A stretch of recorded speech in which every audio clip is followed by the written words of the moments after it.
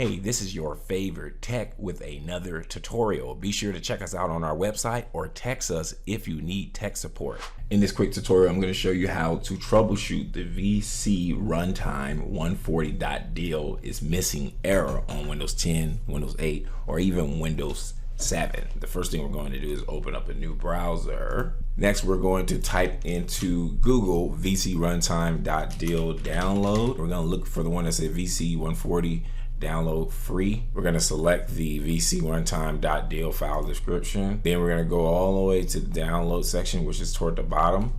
Usually the most latest version is right here at the top. This is 32-bit architecture. This one is 64-bit architecture. We're going to go ahead and download the 64-bit architecture, but if you're on a 64-bit computer, you can also install the 32-bit, but go ahead and just get the correct one and click download. Next, I want you to just open up the folder. From here, go ahead and open up an additional folder and just create a folder for you to extract the software in where you know where it's going to be at. So I'm just going to put VC runtime on my desktop. That before I can know where it's at. You just do the same thing. You can open up the folder side to side like this. Just grab the contents of the VC runtime, put it in here, and now you have it in your VC runtime folder after you download it. Now keep in mind to confirm that you're downloading the right thing, it should say VC runtime140 dll, and it's only about 100 kilobytes, so you shouldn't be downloading anything large or big, and that's how you know you got the correct one. Next, we want to enable hidden files. So when you go to the search box, put in file, put in folders, and you're looking for file explorer options. It's going to open up file explorer options. Go to view and make sure show hidden files is selected. Click apply. Okay, the next step to implement this troubleshoot, we're going to copy this runtime.dll file into the system 32-bit folder. The reason that we selected show hidden files is you won't be able to see that folder if you don't actually activate it. So what we're going to do here is go to my PC. We're going to go to your C drive. So just select your main drive on your computer that all of your operating system, everything is operating off of.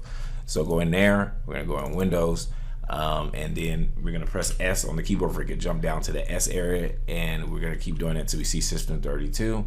And once we get into System 32, we can literally drag this file in here and let it copy inside of it, and that's going to effectively install it. This example of what I just did is for people who are using a 64-bit operating system. Today, if you got an up-to-date computer, you definitely should be using 64-bit operating systems. Today is very rare unless you're using some type of server or Linux that you'll be using at 32-bit. So as you said before, we went into Windows and we searched for System 32. Now, if you're using a 32-bit operating system and not a 64-bit, you would do the same thing, but you would just go into System Wow 64, and then you would copy that file into there, just like I showed you for the if you're using 64-bit. So it's kind of backwards thinking. You know, if you're using a 32-bit computer, you would put the file in the System Wow 64, and if you're using a 64-bit computer, you would copy that VC run file into System 32. I hope this helped.